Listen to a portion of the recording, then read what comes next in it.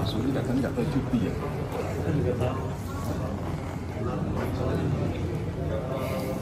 Oke. Ayo.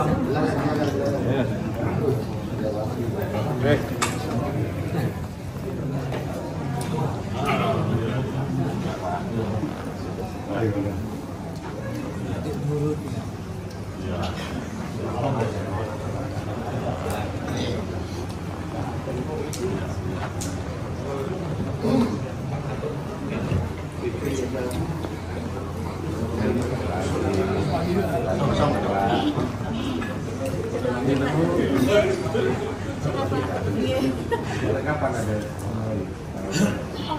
November. Oh, November. November mulai acara. Tapi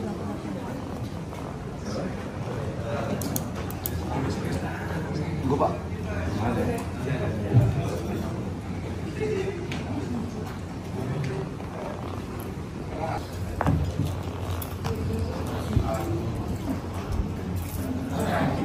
Selamat pagi Bapak Ibu sekalian. Kami mohon perhatiannya. Acara seperti segera akan memulai. Mohon bersedia. Marilah kita menundukkan kepala sejenak seraya bermunajat kepada Allah Subhanahu wa taala. Semoga kegiatan yang kita laksanakan hari ini berjalan lancar. Dengan tidak mengurangi rasa hormat, doa akan saya pandu secara agama Islam. Untuk yang beragama lain dimohon menyesuaikan. Bismillahirrahmanirrahim. Wal 'aqibatu lil muttaqin walhamdulillahi rabbil alamin. Hamdan syakirin, hamdan na'imin, hamdan yu'afi ni'amahu wa yukafi mazidah. Ya Rabbana lakal hamdu kama yanbaghi li jalali wajhikal karim azim sultani. Indonesia bersatu, hiduplah tanahku, hiduplah negeriku, bangsaku, rakyatku semuanya. Bangunlah jiwanya, bangunlah badannya. Assalamualaikum warahmatullahi wabarakatuh. Yang kami hormati dari BPTD, yang kami hormati dari BKI, dari BKI, dari CM Pelindo atau yang mewakili CM PTSDP, Ketua Divisi Insa Pak Gata, Pak Ketua Divisi Kapaskat Pak Firman, terima kasih kehadirannya. Gitu ya, Pak, manusia ini termasuk juga mungkin penumpang gitu ya, penumpang, terus angkutannya juga terkait dengan kendaraan yang kita angkut gitu ya, penataannya, terus terkait kedisiplinan penumpang juga. Makanya kita kita harus selalu mensosialisasikan kepada masyarakat, kepada pengguna jasa untuk ikut menjaga keamanan dan keselamatan selama berlayar gitu ya.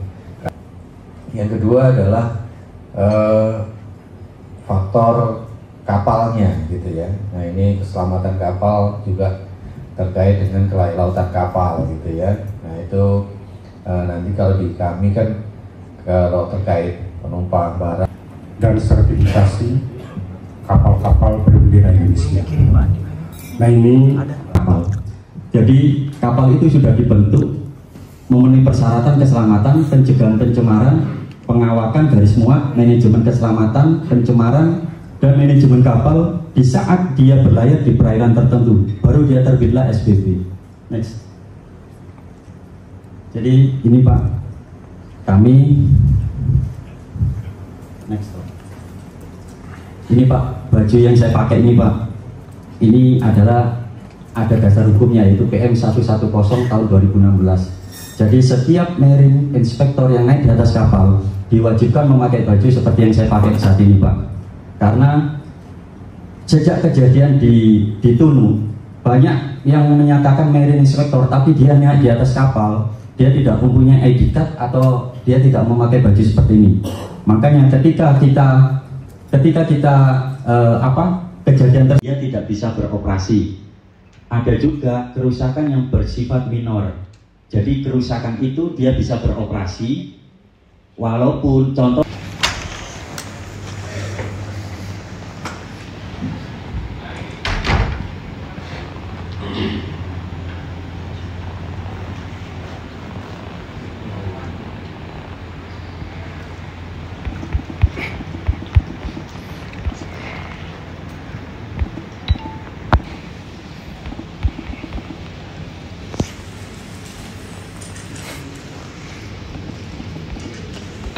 pernah jadi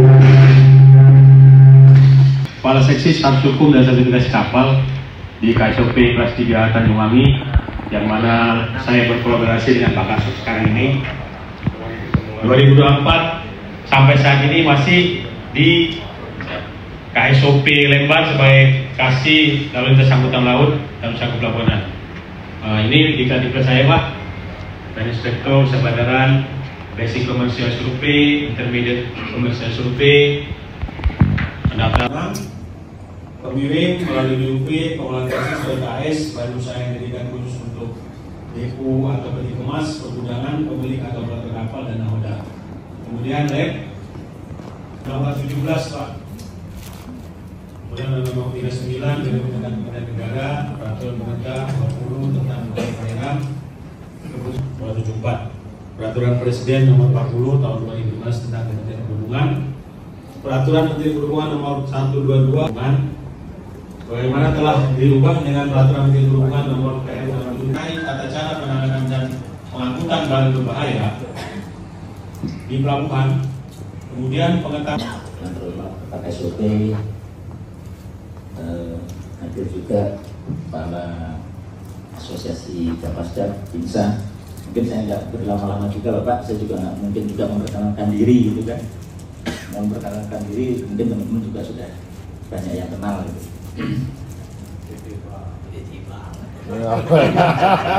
Saya tadi dibisikin kan, ini sudah kepotong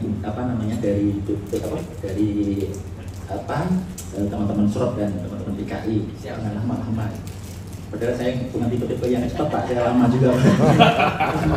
Sengaja saya hadirkan di sini teman-teman dari khususnya koordinator seksi KPPP yang nantinya memang saya persiapkan untuk memaparkan, karena memang sekarang di kantor KSOP kelas 3 Lembang khususnya di KPPP sudah kita bagi menjadi beberapa koordinator, yang mana koordinator itu membawai ada 4 filter, 2 pelabuhan atau terminal umum, terus ada 2 TUKS, ada juga 6 tersus, dan kalau nggak salah naik sedikit itu ada 1 pelabuhan khusus yaitu pelabuhan penyeberangan. Next,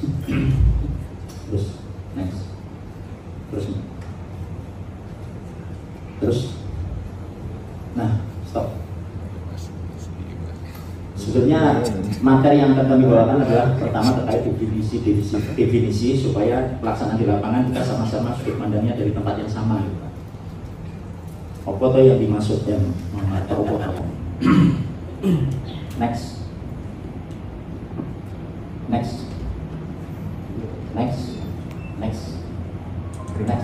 stop. Nah, saya ambil aja definisi, sebenarnya banyak, ada 17 yang sempat kami rampung yang sebetulnya itu kita note yang sering terjadi di lapangan. Yang pertama, keselamatan kapal. Tadi sudah disampaikan oleh Pak Izri, saya ulang sedikit, jadi keadaan kapal yang memenuhi persyaratan material konstruksi bangunan, permesinan dan kelistrikan, stabilitas, tata susunan serta perlengkapan termasuk perlengkapan alat penolong dan radio. Yang selanjutnya adalah kelautan kapal, adalah keadaan kapal yang memenuhi persyaratan keselamatan kapal, pengawasan. Maka BKI menerbitkan surat edaran.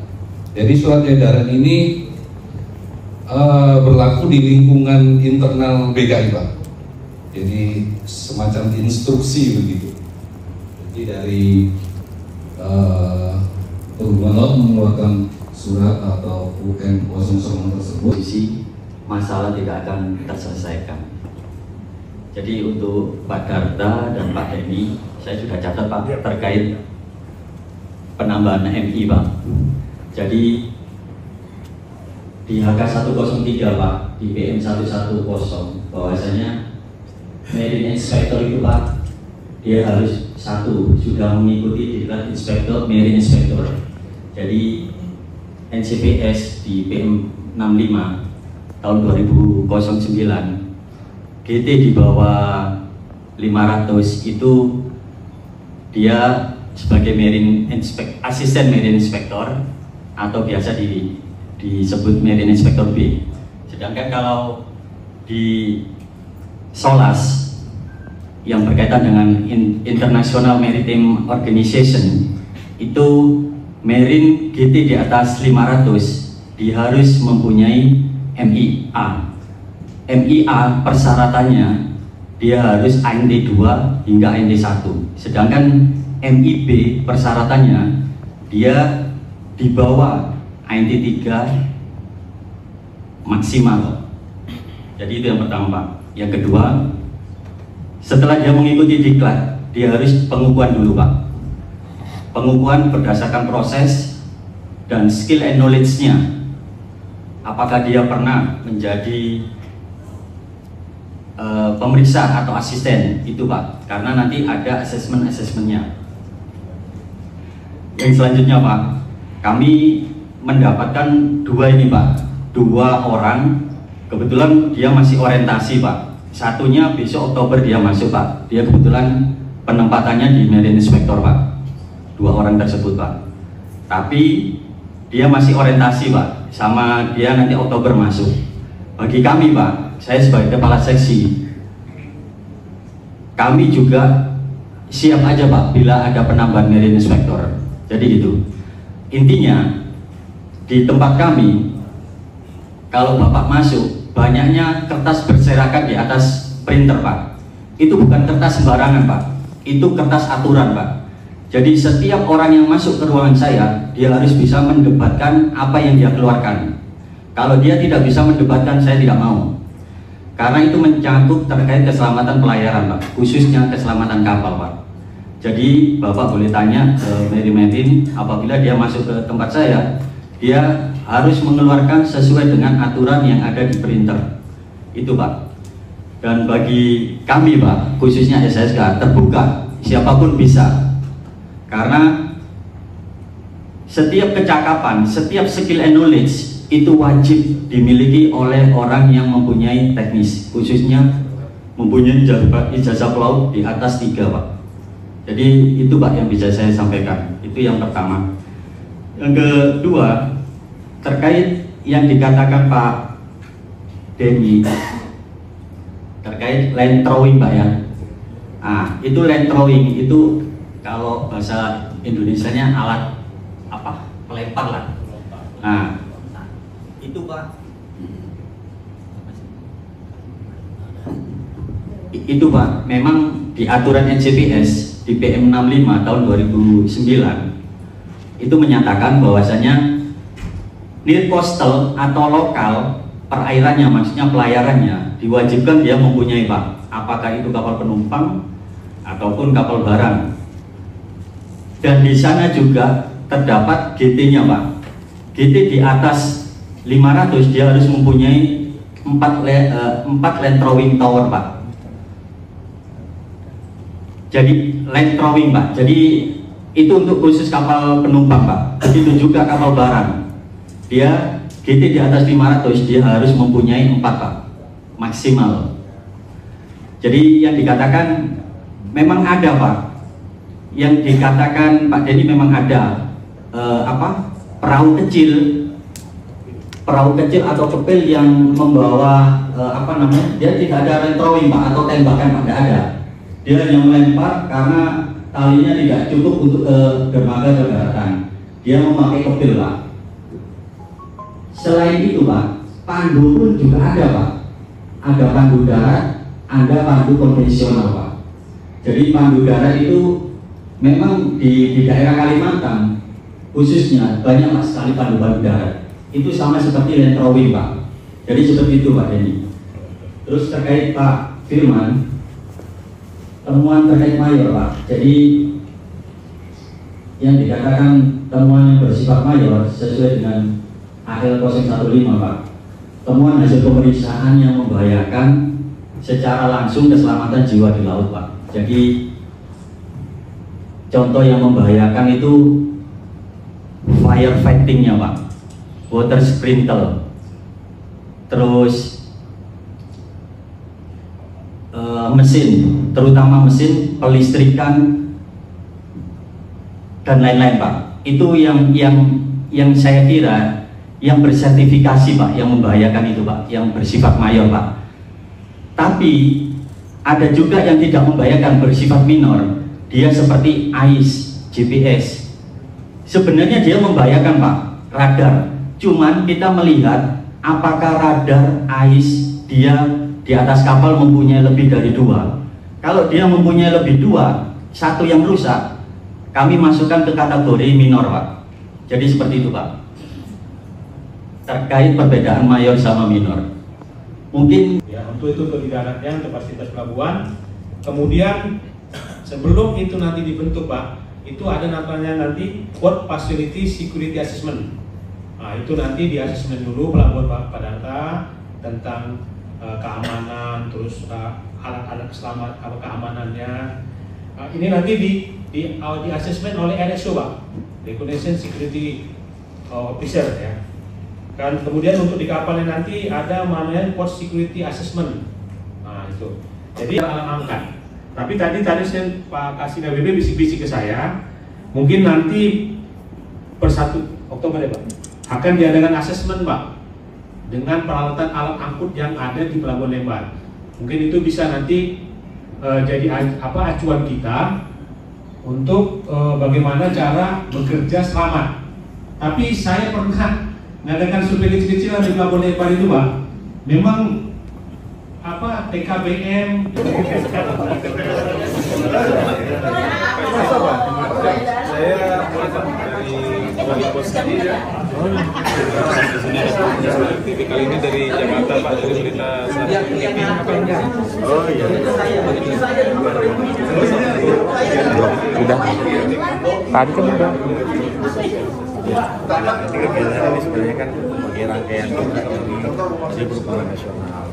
Kita ambil momentum dari Perhubungan Nasional untuk melakukan sosialisasi terkait dengan keselamatan pelayaran. Ini keselamatan pelayaran kan bukan hanya tanggung jawabnya regulator, operator dan masyarakat semuanya untuk mendukung keselamatan pelayaran. Karena akhir-akhir ini kita melihat banyak sekali apalagi di laut ya terjadi keselamatan kapal, sehingga kami komitmen dari seluruh jajaran masyarakat untuk meningkatkan keselamatan pelayaran terutama di Pelabuhan Lembar. Dan ini harus kita lakukan secara terus-menerus gitu ya. Yang bisa dilakukan hanya hari ini, di situ tidak ada lagi untuk sosialisasi, untuk mengingatkan kita semuanya. Kita terus berkesinambungan secara berkala dan kita lakukan itu. Tidak harus secara resmi begini ya, mungkin nanti memberikan SOP di lapangan, kita bacakan semacam sosialisasi tapi secara tidak resmi.